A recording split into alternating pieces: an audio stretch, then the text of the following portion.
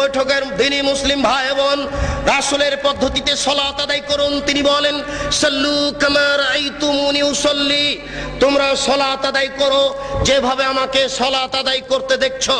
আল্লাহু আকবার বলে সালাত শুরু করবেন।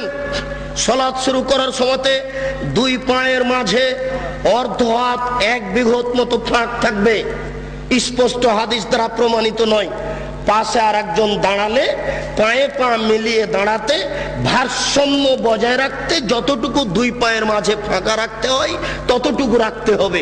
কিন্তু ওরা বলেছে, ওই যে যারা বলেছে ভোট দাও বুবু জান্নাত পাবা বুবু, ওরা যে বলেছে বুবু ভোট দাও, ওরা কিন্তু বলেছে যে দেখো দুই পায়ের গোড়ালি এভাবে লাগিয়ে রাখিও।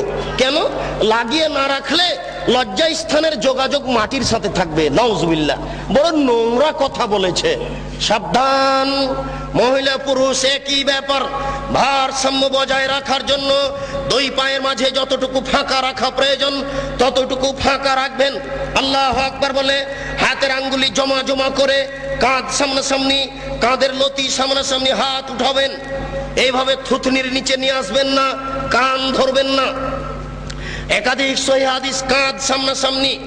এই আল্লাহু আকবার বলে ডান হাতের কবজি বাম হাতের কবজির উপরে রাখবেন।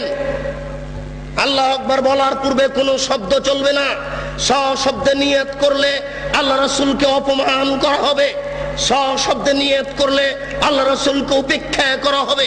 আল্লাহ রাসূলকে উপেক্ষা করে কেউ আল্লাহকে সন্তুষ্ট করতে পারবে না, এটা ভুল পদ্ধতি।